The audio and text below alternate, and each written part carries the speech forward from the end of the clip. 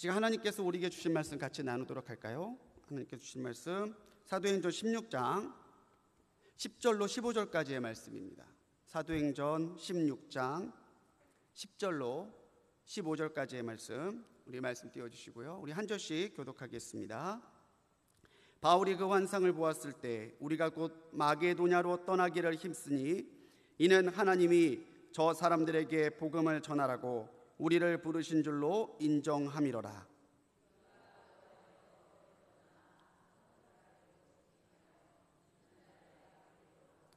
거기서 빌립보에 이르니 이는 마게도냐 지방의 첫 성이요 또 로마의 식민지라. 이 성에서 수일을 유하다가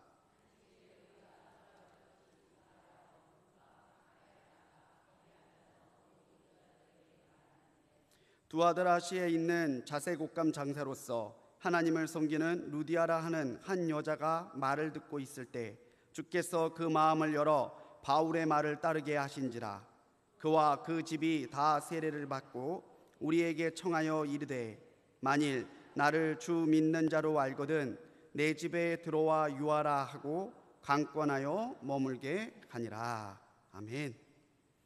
우리 앞뒤 좌우 있는 분들과 인사하시겠습니다. 말씀으로 은혜 받읍시다. 우리 인사하시겠습니다. 말씀으로 은혜 받읍시다.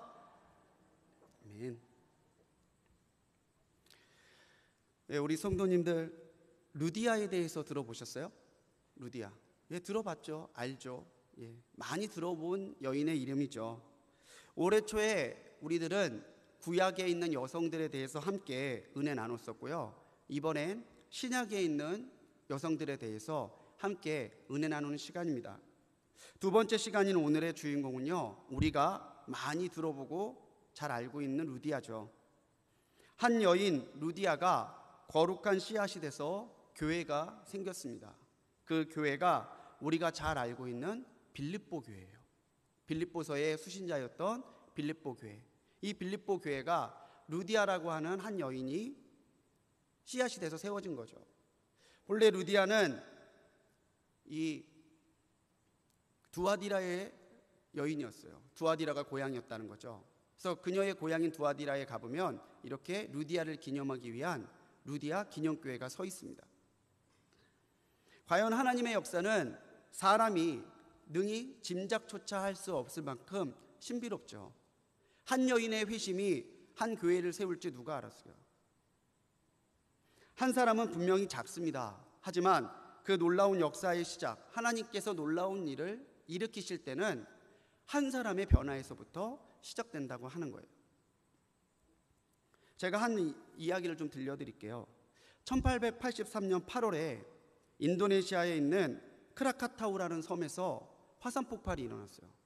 엄청나게 큰 폭발이어서 이 크라카타우 섬이요, 4개로 섬이 쪼개졌어요. 지금도 한 섬이 4개의 섬으로 나뉘어져 있습니다. 얼마나 이 폭발이 컸던지요, 이 화산 폭발의 진동이 3,000km나 떨어져 있는 호주에서도 감지가 됐고요. 이 섬이 짜개지는 순간의 충격 때문에 쓰나미가 발생해서 자바섬과 수마트라 섬에 약 12만 명 이상의 사상자를 냈던 엄청난 사건이었습니다. 용암이 지나간 크라카타우 섬, 하나에서 4개로 쪼개져 버린 이 섬에는 더 이상 생명이 살 수 없을 거라고 여겨지던 죽음의 섬으로 변했다는 거죠. 그런데 3년이 지나서 그 섬을 다시 들어가 봤더니요, 그 섬에 작은 이끼와 고사리가 자라고 있는 거예요. 아니, 어떻게 이끼와 고사리가 자랄 수 있었을까? 식물학자들이 연구를 해봤더니 한 섬이 4개로 나눠지면서 그 쪼개지는 사이에 있었던 씨앗들이 바다에 밀려서 그 섬에 정착이 된 거예요. 작은 씨앗들이 흘러서 그 섬에 정착이 돼서 이끼가 나고 고사리가 나니까 이 이끼와 고사리 때문에 개미가 생겼어요. 개미를 먹는 곤충들이, 개미가 거기에 있으니까 그 섬으로 들어가기 시작한 거예요. 또 곤충을 먹는 다른 동물들이 들어가고, 그렇게 오랜 시간 동안 생태계의 먹이 사슬이 생겨났다라는 거죠. 화산 폭발이 지나고 36년이 지나서요, 숲이 이루어지기 시작했고요. 1979년 조사에서는요, 무려 151종의 식물들이 그 땅에서 자라고 있었습니다. 그로부터 96년이 지나서 2008년에 크라카타우 섬을 찍은 사진입니다. 화산이 지나갔다라고는 상상이 없을 만큼 많은 생명체가 자라고 있었다라는 거죠. 용암이 지나간 그 자리에 바다의 조류에 쓸려서 작은 씨앗 하나가 들어갔는데 그 씨앗이 숲으로 변화되었다라는 거예요. 우리가 작은 것이 하찮다라고 이야기할 수 없다라는 것은 동의하는 사실일 겁니다. 겉으로 보기에 작을 수 있습니다. 보잘것 없을 수 있습니다. 그런데 하나님 보시기에 거기에서부터 하나님이 시작하시겠다고 하시겠다면 그 작은 것은 결코 하찮다고 이야기할 수 없다라는 거예요. 오늘 말씀의 배경은요, 바울의 2차 전도입니다. 2차 전도 때 바울과 실라는요, 본래 이 아시아에 복음을 전하려고 했어요. 여기서 말하는 아시아는 지금 우리가 살고 있는 이 땅 아시아가 아니라 에베소 지역과 무시아 지역 사이에 있는 그 지역을 아시아라고 불렀어요. 원래는 거기에 복음을 전하러 가려고 했다라는 거죠. 근데 우리가 알고 있듯이 아시아 지역에 복음을 전하는 것을 성령이 허락하지 않으십니다. 그리고 그들이 기도하는 가운데 하나님께서 바울에게 마게도냐 사람 한 명이 와서 우리를 도우라, 그렇게 손짓하는 환상을 보여주시죠. 건너가려고 했는데 예수의 영이 허락하지 않습니다. 그렇다면 하나님의 뜻이 어디 있는가? 기도하는 가운데 환상을 봤던 것이 마게도냐 지역으로 가라는 하나님의 뜻이었다는 거예요. 그렇게 이 사람들은 오늘 빌립보에 이르게 됩니다. 마게도냐 지역의 지도를 잠깐 보실게요. 아시아라고 써 있는 거 보이시죠? 가운데에. 거기에 복음을 전하려고 했다는 거예요. 그런데 성령께서 허락하지 않으시니까 지금 빨간색 동그라미로 쳐 있는 마게도냐 지역으로 바울이 건너가요. 이 마게도냐 지역으로 들어가는 외항 항구가 바로 네아폴리입니다. 네아폴리를 통해서 마게도냐 지역으로 들어가게 되는데 오늘 12절 말씀에서 보면요, 빌립보를 마게도냐 지방의 첫 성이라고 해요. 물론 이 빌립보가 마게도냐 지역에서 로마 군대가 주둔해 있던 군사적인 요충지기는 합니다. 그런데 빌립보를 첫 성이라고 말하기에는 조금 부족함이 있어요.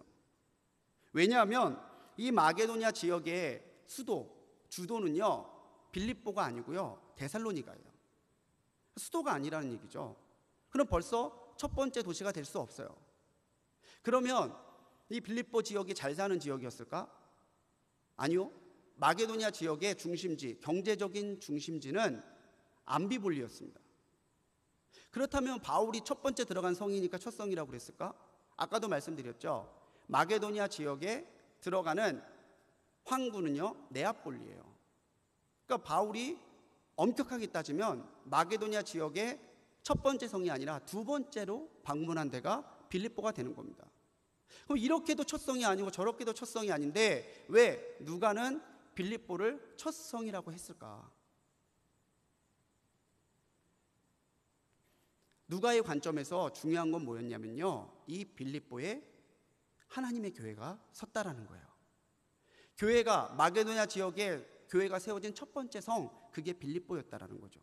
그래서 첫 성이라고 이야기를 한 겁니다.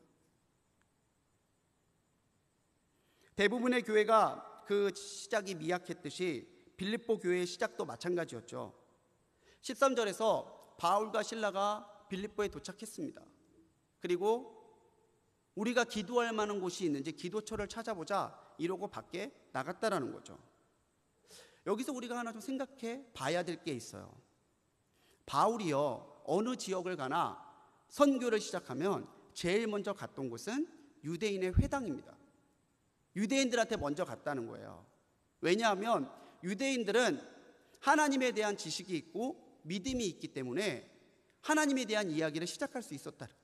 근데 이방인들은 모르잖아요. 다른 데서는 다 회당에 갔는데 왜 바울과 실라가 빌립보에서는 회당이 아니라 기도처로 갔을까? 그곳에 회당이 없었기 때문입니다. 회당이 없었다는 거예요.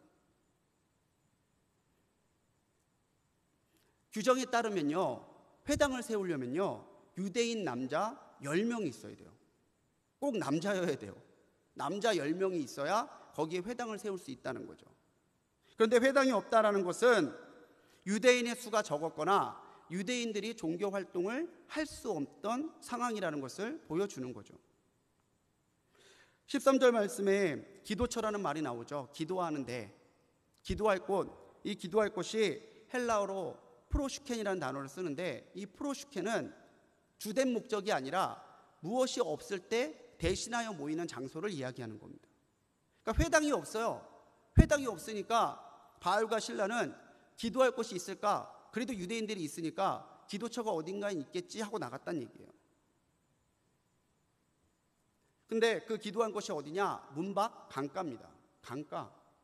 일반적으로 유대인들이 회당이 없어서 기도처를 정하면요, 유대인들은 정결을 굉장히 중요하잖아요. 그래서 씻을 물이 있는 강가로 주로 기도처를 택했어요. 그래서 강가로 나가본 거죠. 그랬더니 거기에 기도처가 있고 그 기도처에 몇 명의 여인들이 기도하고 있는 것을 발견하게 됐다는 거예요. 정말 영적으로 척박한 땅 아닙니까? 회당도 없어요. 그렇다고 예수님을 구주로 믿고 고백하는 그리스도인들도 없어요. 다만 유대교의 전통을 따라서 하나님께 기도하는 몇 명의 여인들만이 기도처를 지키고 있었던 땅이라는 거죠. 그런데 바울과 실라는 여인이라고 해서 그 수가 가볍다고 해서, 적다고 해서 가볍게 여기지 않았습니다.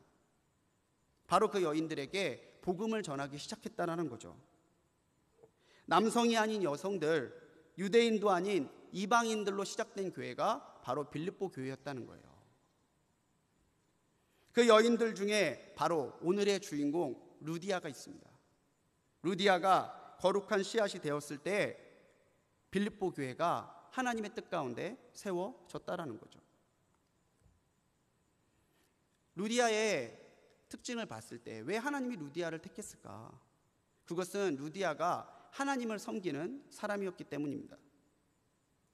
전도사 시절에 사역했던 교회에도요, 여성교회가 1년에 한 번씩 바자회를 했어요. 근데 한 여성교회가요, 셔츠를 굉장히 싸게 파는 거예요. 어떻게 그 셔츠를 입수했는지는 잘 모르겠어요. 근데 시중가에 정말 상대도 안 될 만큼 싸게 파는 거예요. 그래서 그 선교 회장님한테 물었습니다. 왜 셔츠를 팔 걸로 생각을 하셨어요? 이걸로 정하셨어요? 물었더니 그 선교 회장님이 웃으면서 저희가 루디아 여성교회잖아요. 그래서 이번에 옷 장사를 한번 해보자. 이름값 해보려고. 그래서 셔츠를 싸게 하는 데를 물어서 해왔다는 거예요. 그러더니 한 2벌 주세요. 그냥 전도사님 입으시라고. 근데 그 셔츠를 입을 때마다 루디아를 생각했던 기억이 있어요. 아, 이거 루디아 여성교회가 줬는데. 루디아. 계속 그렇게 생각났던 기억이 있습니다. 루디아는 어떤 여인이었을까요? 14절에서 보면요, 루디아를 말할 때에 루디아는 하나님을 섬기는 여인이었다고 나옵니다. 자색 옷감 장사로서 하나님을 섬기는 루디아. 저는 이 말이 참 멋있더라고요. 누군가를 이야기할 때에 그냥 홍길동이 아니라 하나님을 섬기는 홍길동이라고 수식이 붙는 거 정말 영예 중에 영예잖아요. 명예 중에 명예잖아요. 그냥 누구 권사 이거보다 하나님을 섬기는 누구 권사. 벌써 느낌이 다르잖아요. 루디아는 하나님을 섬기는 마음으로 하나님께 인정을 받았던 사람이라는 거죠. 사실 루디아에 대해서도 여러 설이 있습니다. 개인 이름이라고 하는 건, 루디아가 사람의 이름이라고 하는 게 유력한 설이지만 또 어떤 학자에 따라서는 루디아라는 지역이 있어요. 그러니까 루디아 출신의 여인일 것이다라고 추정하는 학자들도 있습니다.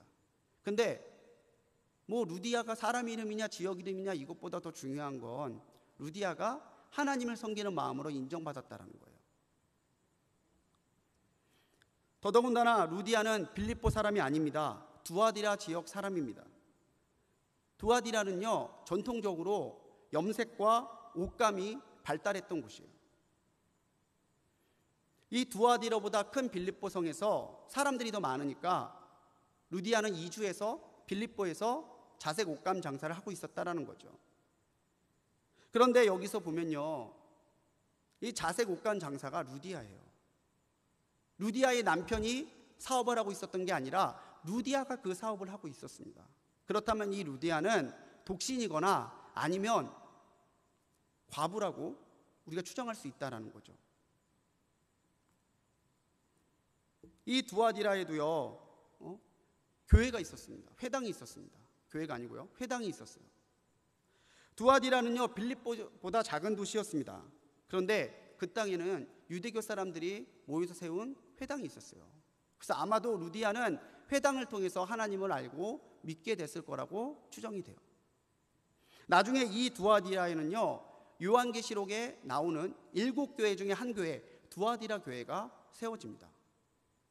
제가 2년 전쯤에 요한계시록에 나오는 7교회를 가지고 한번 설교한 적이 있는데 여러분 기억나시나요? 어제 먹은 반찬도 생각이 안 나는데 2년 전 설교를 묻는다라는 거는 이거는 기억이 나실지 모르겠습니다. 제가 7교회 쉽게 외우는 거 알려드렸죠. 에서보 씨가 두사빌라에 산다. 우리 김경순 권사님은 아직도 기억하세요. 목사님 그거 안 잊어버린다고. 에서보 씨가 두사빌라에 산다. 뭐였죠? 교회 이름들인데 보여주시면 N은 에베소 교회, 서머나, 버가모, 두아디라, 사데, 빌라델비아, 라오디게아, 이렇게 7교회예요.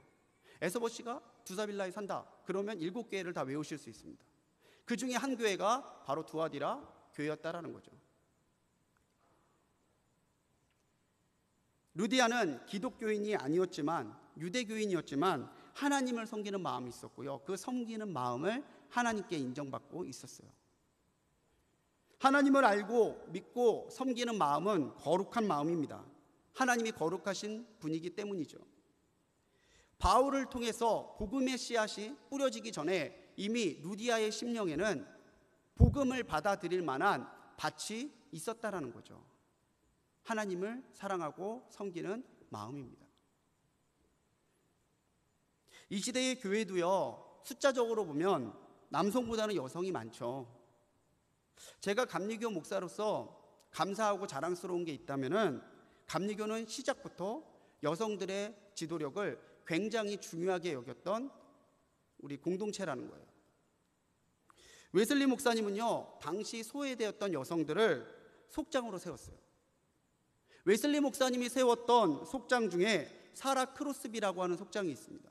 이 사라 크로스비라는 속장한테 웨슬리 목사님이 속회로 20명을 맡겼대요. 그런데 이 속장이 이 속회를 어떻게 인도할 수 있을까 하나님 앞에 기도하는데 기도하는 가운데 음성을 듣습니다. 내 양을 먹이라. 그 음성을 듣고 그때부터 양을 먹이기 위해서 정말로 열심히 헌신하는데 20명의 속회가 나중에 200명으로 불어나요. 그래서 계속해서 속회를 나누는 거죠. 크로스비의 이 속회를 운영하는 모습을 보고 웨슬리 목사님이 용기를 내서 1787년 1년에 한 번씩 모이는 맨체스터 연회에서 여성 설교가들과 여성 지도자들을 세우기로 결정을 합니다. 최근까지도 여성 목회자나 여성 장로를 세우지 않는 보수적인 교단도 있지만요, 우리 교단에는 좋으시고 훌륭하신 여성 목사님들, 여성 장로님들이 많으세요. 여성을 지도력에서 배제한다는 것은 참 영적으로 큰 손해인 것 같아요. 그런데 여성이냐 남성이냐가 중요한 것이 아니라 더 중요한 것은 그 사람의 심령에 하나님을 섬기는 마음이 있느냐, 이게 중요하다는 거예요. 바울과 실라가 찾았던 기도처에도 여러 여인들이 있었습니다. 그 중에 루디아가 특히 하나님의 택함을 받았던 것은요, 중심을 보시는 하나님이 루디아의 마음에 하나님을 섬기는 마음이 있음을 보셨기 때문이라는 거예요. 14절에서 섬긴다는 헬라어 세보마이라는 단어가 나옵니다. 섬긴다. 근데 섬긴다라고 하는 헬라어 세보마이는요, 경외하다, 예배하다의 뜻이 있습니다. 그러니까 하나님을 섬기는 게 뭐냐? 하나님을 사랑하는 경과, 하나님을 두려워하는 외 경외하는 마음이라는 거죠. 그리고 하나님만을 예배하는 마음이라는 거예요. 그게 섬기는 마음입니다. 그것은 루디아가 회당을 대신하는 기도처에 있었다는 사실만으로도 충분히 증명이 되죠. 무엇보다 우리의 마음에요, 하나님을 섬기는 마음이 있어야 될 줄로 믿습니다. 여러분, 하나님을 섬기는 마음이 있으세요? 그러니까 오셨겠죠. 이 더운데 오셨겠죠. 하나님을 사랑하고 하나님께 예배하고 하나님의 영광을 올리고자 그런 마음이 있으시니까 오늘 이 자리에 오셨겠죠. 근데 하나님이 보시는 씨앗의 마음은 그 마음이라는 거예요. 하나님을 섬기고 하나님을 사랑하는 그 마음. 하나님을 사랑하고 하나님께서 쓰시고자 할 때에 기꺼이 응답하고 일어설 수 있는 우리 성도님들이 되시기 바랍니다. 그럴 때 우리 성도님들도 하나님께서 거룩한 씨앗인 루디아처럼 들어 사용하셔서 우리를 통해 역사하실 줄로 믿습니다. 사도행전은요, 바울의 선교팀원이었던 누가가 기록한 책이죠. 사도행전을 읽어보면 알 수 있듯이요, 사도행전 알고 알 수 있듯이 누가는 굉장히 영적인 사람이에요. 루디아에 대해서 말하면서요, 14절에서 누가는 말합니다. 루디아가 바울이 전하는 말을 듣고 있을 때에 주께서 그 마음을 열어 바울의 말을 따르게 하신지라. 누가는 루디아의 외적인 조건을 봤던 게 아니에요. 부자잖아요. 그런 조건을 봤던 게 아니라 하나님이 그 마음을 열어주셨다는 것을 봤다는 얘기예요. 루디아는 하나님께서 마음을 열어주신 사람이었다는 거죠. 이것은 매우 중요한 표현입니다. 빌립보 지역의 선교와 빌립보 교회 탄생의 주역은요, 하나님이시라는 거예요. 바울은 증거했습니다. 루디아는 그 마음을 듣고 그 말씀을 듣고 그 말씀대로 순종했어요. 그렇다고 해서 빌립보 교회를 세운 주축이 바울과 루디아가 아니라 하나님이시라는 거예요. 누가는 그거를 강조하려고 했다는 거죠.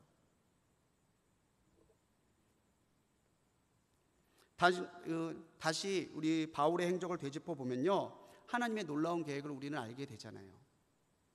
아시아를 전하려고 했는데 아시아 안 된다고 그랬어요. 그래서 마게도냐로 왔어요. 마게도냐 왔더니 회당도 없어요. 그렇다고 누가 뭐 동역해 줄 수 있고 후원해 줄 수 있는 사람도 없어요. 그냥 기도처에 나갔다가 루디아를 만났어요. 근데 루디아가 말씀을 듣고 마음이 열렸어요. 바울의 그 모든 사역들을 후원해 주기 시작해요. 복음의 일꾼이 되기 시작해요. 이게 다 우연이었을까요? 아니요. 하나님은 이것을 계획하고 바울을 그 땅으로 부르셨다는 거죠. 빌립보에서 기도하는 여성들을 만나게 하신 것도, 루디아의 마음을 여신 것도 마게도냐를 복음으로 변화시키고자 하셨던 하나님의 큰 선교 계획이었다는 거예요.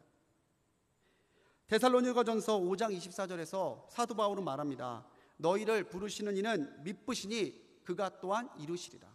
같이 한번 읽어볼까요? 시작. 너희를 부르시는 이는 미쁘시니 그가 또한 이루시리라. 미쁘다는 말은 조금의 의심도 할 수 없다는 얘기예요. 신뢰할 수 있고 믿을 수 있다는 뜻이에요. 하나님은, 우리를 불러주신 하나님은 믿을 만한 분이고 변함없는 분이고 진실한 분인데 그분이 반드시 이루실 거라는 거죠. 빌립보 교회가 세워졌던 모든 과정들은 하나님이 이루셨던 하나님의 역사였다는 거예요. 그런데 이 일에 루디아가 쓰임받을 때, 루디아가 쓰임받게 된 것은 하나님이 그 마음을 열어주셨기 때문이라는 거예요. 목회를 하면서 제가 기도하는 제목 중에 하나가 그런 겁니다. 하나님이 우리 성도님들의 마음을 열어주시기를.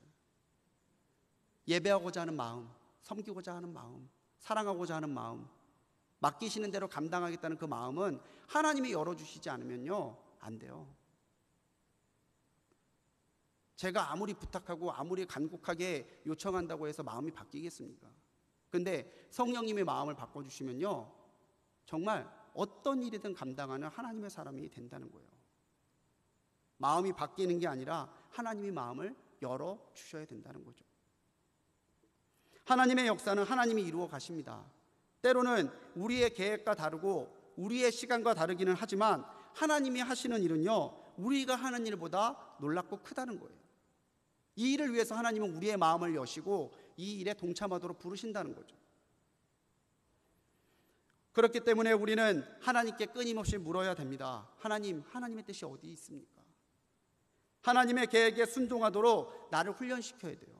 하나님이 쓰시고자 하는데 내가 훈련이 안 돼 있으면 못 쓰시잖아요. 우리가 신앙생활하는 가장 큰 목적 중에 하나는요, 하나님이 나를 쓰실 수 있도록 내가 나를 준비하는 훈련의 과정이에요.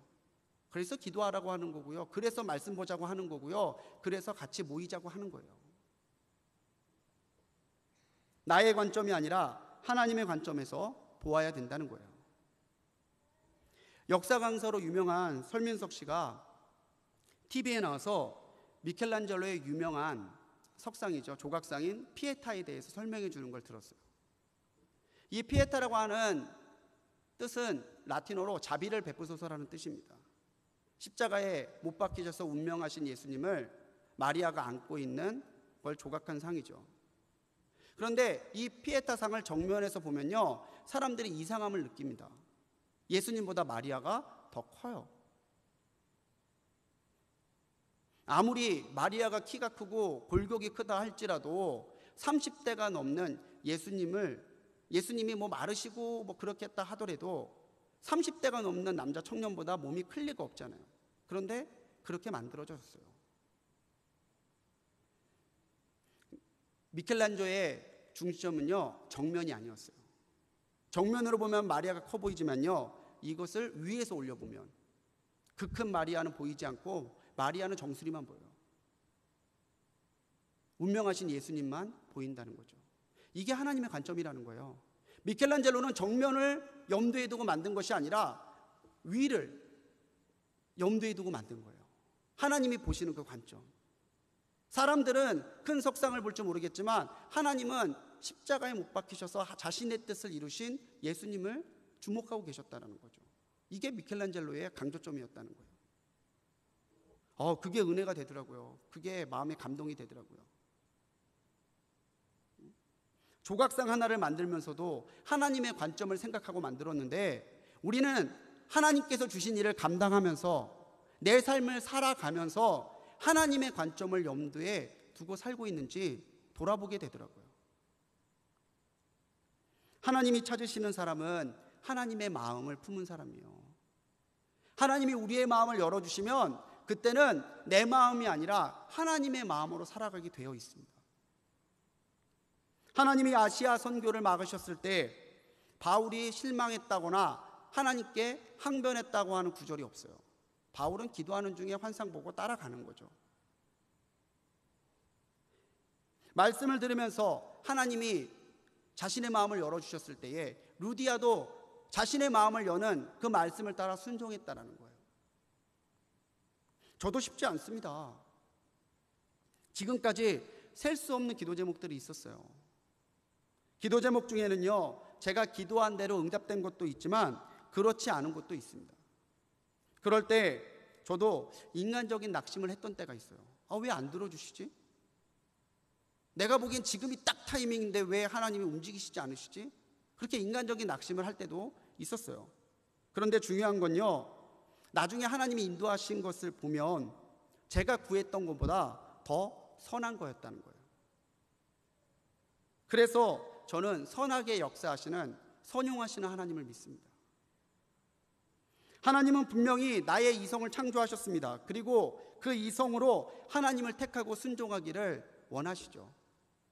하지만 하나님의 일을 할 때에 우리는 하나님이 나의 마음을 열어주셔서 나의 관점이 아니라 하나님의 관점으로 보게 되는 것을 구해야 된다는 말이에요.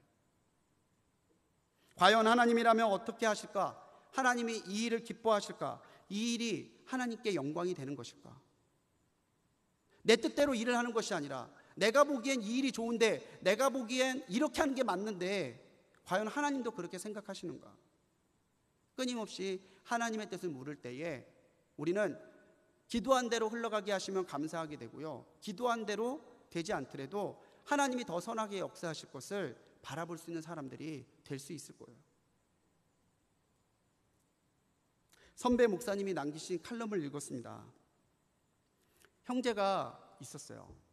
근데 형은 형식적인 신앙생활만 하고요, 도박을 비롯해서 온갖 죄를 아무렇지도 않게 저지르고 다녀요. 교회 안 다니는 게 아니에요. 교회는 다니는데 도박도 하고 자기 하고 싶은 대로 하고 다니는 거죠. 근데 동생은 독실한 믿음이 있어서 하나님의 뜻을 따라가다 보니까 목사님까지 됐어요. 목사님이 된 동생이 형을 보니까 너무 걱정되는 거예요. 저렇게 신앙생활하면 안 되는데, 저렇게 살면 안 되는데. 그래서 어느 날 굳은 얼굴로, 걱정스러운 얼굴로 형에게 말합니다. 형님, 이러다가 우리가 천국에서 못 만날 수도 있겠다고 하는 생각이 듭니다. 너무 걱정스럽게 얘기했어요. 그랬더니 형이 더 걱정스러운 얼굴로 그 목사님께 그러더래요. 야, 너는 목사라는 사람이 도대체 뭔 죄를 졌길래 천국도 못 간다고 이야기하냐? 아, 진짜 걱정이다. 그렇게 얘기했다는 거예요. 자기는 모르는 거죠. 천국을 못 간대요. 그럼 내가 못 갈 리는 없다고 생각하는 거예요. 야, 어떻게 목사라는 사람이 천국도 못 간다고 그런 얘기를 하냐? 도대체 뭔 죄를 진 거야? 적반하장도 이런 적반하장이 어디 있어요? 내 관점에서 보면요, 하나님이 보이지 않습니다. 내 허물이 보이지 않고 내 계획이 가진 불완전함이 보이지 않아요. 하지만 하나님의 관점에서 보면요, 살아계신 하나님이 보이고요, 내 허물이 보여서 회개하게 되고요, 내 계획보다 크신 하나님의 계획을 깨닫고 알게 돼요. 하나님의 관점을 가진 사람은 하나님의 뜻대로 살게 되니까요, 하나님께 쓰임받게 되는 거죠. 내 안의 감정이 통제가 되지 않을 때가 있습니다. 말과 행동으로 범죄할 것 같을 때에, 기도가 응답되지 않아서 고구마 10개를 한 번에 먹어버린 것 같은 답답함이 나를 짓누를 때에 우리가 섣불리 말하고 행동해서는 안 돼요. 그때는 내 뜻대로 할 때가 아니라 오히려 하나님이 무엇을 말씀하고자 하시는지를 묻고 찾아야 될 때라는 거죠. 안 된다고 해서 낙심하지 마십시오. 안 됨을 통해서 하나님이 이루고자 하시는 게 있어요. 안 될 때에 포기하고 주저앉지 마십시오. 하나님의 계획을 구하면서 끊임없이 기도하십시오. 그렇다면요, 하나님이 야, 사실은 내가 너 이거 주려고 그랬어, 그렇게 보이시는 일을 발견하게 될 거란 얘기예요.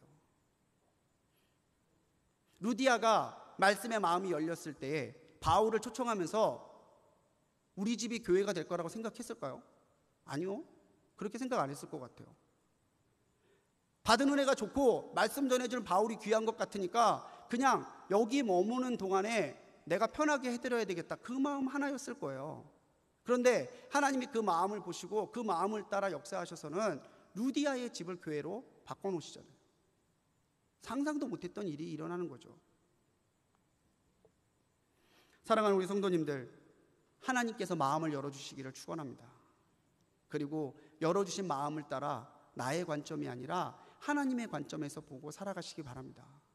그래야 하나님이 우리에게 역사하시고 우리를 통해 역사하실 수 있으세요. 열어주시는 하나님의 마음을 따라 하나님의 관점으로 살아가는 우리 성도님들이 되시기 바랍니다. 루디아는요, 헌신했던 사람이에요. 이게 굉장히 중요해요. 생각만 했던 사람, 마음만 열렸던 사람이 아니라 열린 마음을 따라 그의 생각과 믿음을 따라 헌신했던 사람이라는 거죠. 바울 당시의 염색술은요, 부자들만 누릴 수 있는 호사였습니다. 우리나라도 백의민족 하는데 그게 우리나라 사람들이 흰옷을 좋아해서가 아니에요. 가난한 사람들은 염색하는 게 너무 돈이 많이 드니까 그냥 무명청 그대로 까다가 옷 지어 입었어요. 그러다 보니까 흰옷이 많은 거예요. 지금으로 따진다면 이 자색 옷감 같은 건요, 샤넬이나 버버리 같은 명품들이었을 겁니다. 루디아는 그렇기 때문에 작지 않은 부자였겠죠. 예나 지금이나 타향에서 산다는 거는요, 굉장히 고된 일이에요. 고향을 떠나서 다른 지역에 가서 산다는 건 힘든 일이죠.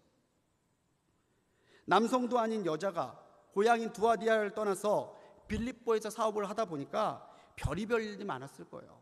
텃세도 많았을 거고 무시도 많이 당했을 겁니다. 그런데 꿋꿋하게 루디아는 그 지역에서 자색 옷감 장사로 자신의 사업을 운영하고 있었다는 거죠. 오늘 말씀을 읽으면요, 우리는 루디아가 굉장히 과감한 성격이라는 것을 알 수 있습니다. 아, 여걸이에요. 주님께서 마음을 열어주신 루디아는 15절 말씀을 보면요, 그와 그 집이 다 세례를 받습니다.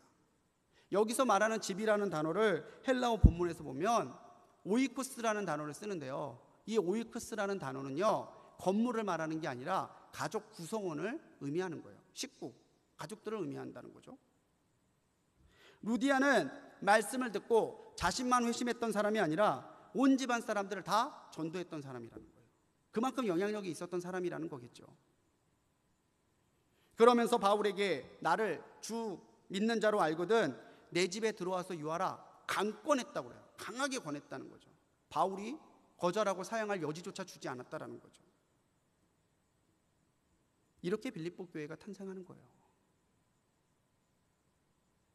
하나님의 역사는 작게 시작하지만요, 그 작게 시작하는 거에도요, 하나님의 반드시 받으시는 헌신이 있어요.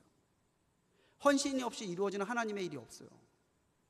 그래서 우리가 기도할 때에 하나님 우리에게 하나님의 역사를 일으켜 주옵소서 그렇게 기도했다면요, 우리도 하나님 앞에 각오하고 우리도 하나님 앞에 결단해야 돼요.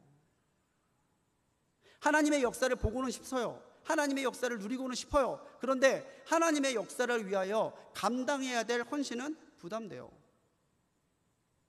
그러면 하나님의 역사는 일어나지 않는다는 거죠. 루디아는 이때부터 교회와 바울과 또 바울의 선교에 뛰어난 훌륭한 후원자가 되기 시작합니다. 그녀의 가족들이 빌립보 교회 개척 멤버가 됐다는 거죠. 다 세례를 받았으니까요. 지금으로 말하면 입교인이에요. 세례를 받고. 이 루디아의 온 집이 세례를 받은 것, 그리고 이 뒤에 나오는 빌립보 간수의 온 집안이 세례를 받은 것을 가지고 우리 개신교에서는 유아 세례의 근거로 삼습니다. 온 집안이 받았잖냐? 그러면 아기는 안 받았겠냐? 아니라는 거죠. 온 집안이 다 세례를 받고 예수님을 믿었는데 그 일을 이룬 사람이 바로 루디아였다라는 거예요. 뒤에 일에 보면 바울과 실라가 점치는 여종에게서 귀신을 쫓아내는 일로 인해 고소를 당해서 감옥에 갇혀요. 매도 맞았고요. 근데 감옥에서 바울과 실라가 밤에 찬송하죠. 찬송할 때에 지진이 나면서 빌립보 감옥의 옥문이 열려요. 이걸 보고 간수가 죄인들이 다 도망간 줄 알고 자살하려고 했는데 바울이 우리 도망 안 갔다고, 죽지 마라고 딱 말렸어요. 그때 간수가 묻잖아요. 내가 어떻게 해야 구원받을 수 있습니까? 그때 바울이 했던 유명한 말이 그거죠. 주 예수를 믿으라. 그리하면 너와 내 집이 구원을 얻으리라. 그래서 간수의 집도 다 세례를 받아요. 그렇게 일이 끝나고 옥에서 놓였을 때에 40절 말씀을 보면, 우리 읽진 않았지만 40절 말씀입니다. 같이 읽을게요. 시작. 두 사람이 옥에서 나와 루디아의 집에 들어가서 형제들을 만나보고 위로하고 가니라. 자, 형제들을 만나서 위로했던 곳, 나 옥에 갇혔지만 이렇게 잘 나왔습니다, 보고했던 곳이 어디예요? 바로 루디아의 집이에요. 형제들이 모였던 곳이 루디아의 집이라는 사실은 루디아의 집이 바울을 중심으로 하는 기독교 공동체의 모임 장소가 됐었다라는 거죠. 이후에도 빌립보 교회는요, 바울에게 재정을 비롯한 선교적인 훈련을 아끼지 않습니다. 루디아의 헌신으로 시작된 교회니까요, 빌립보 교인들은 루디아의 헌신을 봤을 거예요. 아, 우리 주인마님처럼 저렇게 해야 되는구나. 자녀들이 있었다면 우리 어머니처럼 저렇게 섬겨야 되는구나. 그렇게 생각했을 거라는 거죠. 빌립보서 4장 15절로 16절 말씀입니다. 빌립보 사람들아, 너희도 알거니와 복음의 시초에 내가 마게도냐를 떠날 때에 주고받는 내 일에 참여한 교회가 너희 외에 아무도 없었느니라. 데살로니가에 있을 때에도 너희가 한 번뿐 아니라 두 번이나 나의 쓸 것을 보내었도다 라고 말합니다. 빌립보 다음이 데살로니가 지역이에요. 거기에서 전도할 때에 빌립보 교회에서 선교원금을 모아서 바울에게 전달해 줬다라는 거죠. 그것도 두 번이나. 물질만 갖겠습니까? 빌립보 교회에서 바울을 위해서, 바울의 사역을 위해서 얼마나 또 중보하면서 기도했을 거예요. 빌립보 루디아의 집이 빌립보 교회뿐만 아니라 마게도냐 선교의 선교 기지처럼 운영되고 있었다는 거예요. 그래서 교회 사학자들은 교회와 사역자의 아름다운 관계의 본이 바울과 빌립보 교회라고 꼽습니다. 헌신하는 이에게는 이런 하나님의 역사가 있다는 거죠. 사실 교회는 수많은 성도들의 헌신으로 이어진 거잖아요. 오늘 우리에게 헌신하는 마음이 없다면은 하나님의 일은 그냥 되풀이되는, 그냥 하는 말일 뿐이 하나님의 역사로 나타나지는 않을 거예요. 그런데 오늘 우리에게 작은 헌신이라도 있다면요, 하나님이 그 헌신을 받으시고 하나님은 놀라운 일들을 이루어 가실 거라는 얘기예요. 5,000명을 먹였던 오병이어의 기적도요, 떡 5개, 물고기 2마리에서 시작됐어요. 지금 내 손에 뭐가 있느냐는 중요하지 않습니다. 내 손에 있는 그것을 하나님 앞에 드릴 준비가 되어 있느냐, 그게 중요한 거다라는 거죠. 웨슬리 목사님에게도 큰 영향을 주셨던 위대한 설교자 조지 휘필드라는 분이 있습니다. 정말 엄청난 설교자였어요. 정말 매일 살인적인 스케줄로 설교하시던 분이었는데, 이 휘필드 목사님이 건강을 염려하는 사람들한테 나는 녹슬어 없어지기보다 닳아서 없어지기를 원한다, 그렇게 이야기했다는 거예요. 실제로 휘필드는 매사추세츠주에 있는 뉴 베리포트 주에서 설교하고 그 다음날 하나님의 부르심을 받아요. 죽기 전날까지도 설교했다라는 거죠. 우리는 녹슬어 없어질 사람들이 아니라 주님을 위하여 기꺼이 닳아 없어지는 헌신의 사람들이 되어야 돼요. 가끔 우리 성도님들이 열심히 섬길 때 너무 감사하잖아요. 귀하잖아요. 권사님 너무 애쓰셨어요. 그러면은 뭐 아무렇지도 않게 무심하게 그런 얘기 하세요. 죽으면 썩어질 몸인데 아껴요, 뭐 하겠어요. 인간적인 마음으로 좀 아끼셨으면 하는 마음도 있습니다. 너무 몸 안 돌보고 건강해지면 그것도 그렇잖아요. 그런데 정말 힘든 상황에서도, 어려운 상황에서도 오셔서 헌신의 일을 감당하시는 걸 보면 정말 귀한 것 같아요. 그리고 그 일을 통해서 우리 교회에 하나님의 일들이 나타나잖아요. 주일에 목사님께서도 우리 새가족 환영회 때 이야기를 하셨지만, 새가족 환영회 오신 새가족분들이 정말 이구동성으로 얘기하시는 게 그거예요. 우리 교회는 다른 교회랑 다르대요. 오면 따뜻함이 있고, 어떤 교회는 등록하는 날만 박수하고 환영합니다 이러고 끝났는데 그 다음 주에 갔더니 아무도 아는 척 안 하는데, 우리는 등록도 안 하고 왔는데 계속 올 때마다 인사하고 식당 어디라고 가르쳐주고 우리 라운커피 너무 맛있다고 그러고 커피도 한 잔 사주고, 그런 따뜻한 마음 때문에, 그런 따뜻한 마음을 보여주는 모습을 보면서 등록을 결정했다고 하는 새가족들이 많아요. 그게 하루아침에 되는 거겠어요. 우리의 작은 헌신들이 하루하루 쌓였을 때 이루어지는 하나님의 은혜고 역사죠. 루디아라고 하는 한 여인의 헌신이요, 자기의 영혼뿐만 아니라 그 가정을 살렸어요. 그리고 그 가정뿐만이 아니라 교회를 세웠고요, 빌립보 교회가 중심이 되고 씨앗이 돼서 그 뒤로 이어지는 데살로니가, 베레와, 아덴, 고린도, 에베소 지역에 하나님을 예배하는, 예수 그리스도를 구주로 고백하는 기독교의 공동체들이 계속 섰다는 얘기예요. 루디아 한 사람이 씨앗이 되니까. 물론 모든 일은 하나님이 하셨죠. 그런데 하나님은 우리 없이도 무슨 일이든 다 하실 수 있지만 우리 없이는 아무 일도 하지 않으십니다. 그래서 하나님이 이 시대에 부르는 것은 사람이라는 거예요. 하나님이 이 시대에 부르는 것은 가진 사람, 넉넉한 사람, 배운 사람이 아니라 하나님 앞에 헌신할 준비가 돼 있는 사람이라는 거예요. 내가 뭘 하겠어요, 그렇게 얘기하지 마세요. 하나님의 헌신을 요구하지 않는 사람은 단 한 명도 없어요. 왜냐하면 헌신이 하나님에 대한 믿음과 사랑을 고백하는 방법이고요, 하나님께 복을 받는 방법이고요, 하나님의 역사를 이루어가는 방법이기 때문에 하나님은 하나님이 사랑하시는 사람을 꼭 헌신의 자리로 부르신다는 거예요. 매주 우리 그레이스 찬양대가 찬양으로 헌신하지 않으면요, 어떻게 될 것 같으세요? 전 상상이 안 가요. 수요일날 왔는데 그레이스 찬양대 없이 예배 드린다고 생각해 보세요. 정말 안고 없는 찐빵 되지 않겠습니까? 여러분들이 우리 목회자들 참 사랑하시고 아껴주시지만 목회자랑만 계속 보고 있다고 생각해 보세요. 그것도 좋을 것 같진 않아요. 근데 찬양으로 섬겨주시면서 은혜 주시고 은혜로 마음을 열어주시니까 예배 때 우리가 받는 은혜들이 더 커지잖아요.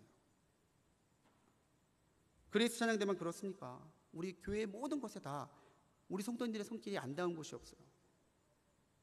그래서 이 큰 교회가 움직여가는 거죠. 살아있는 생명체처럼. 오늘 우리들이 결단하고 하나님이 열어주시는 마음을 따라 헌신한다면 루디아를 통해 나타난 하나님의 역사가 우리의 가정에도 우리 교회에도 일어날 줄로 믿습니다.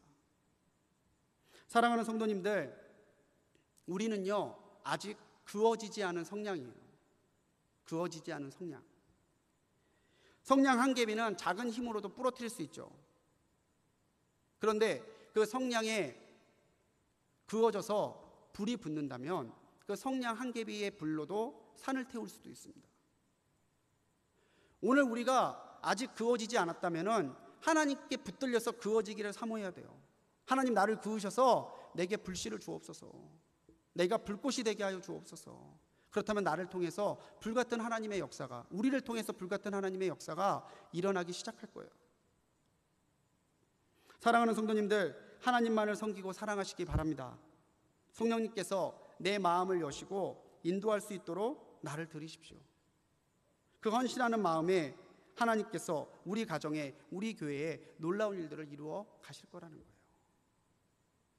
이제는 제법 새벽과 밤에는요 찬바람이 불더라고요. 불타는 더움, 이거 언제 가나 그랬는데 가요. 그렇다면 이제 우리가 남은 2018년 하반기를 어떻게 살아야 되겠습니까? 방학하던 속회들도 다시 모이기 시작하실 거겠죠. 선교회들도 다시 하반기 사업들을 준비하고 나가시겠죠. 차세대 사역부도 우리의 다음 세대들을 품고 하반기에 여러 일들을 이루어 가시겠죠. 그 모든 일이 합력해서 하나님이 영광 받으시겠죠. 그런데 그 모든 일이 합력해서 역사가 되려면 우리의 손이 필요하고요, 우리의 헌신이 필요하다는 거예요. 여러분들 한번 하나님의 손에 붙들려 그어지지 않으시겠습니까?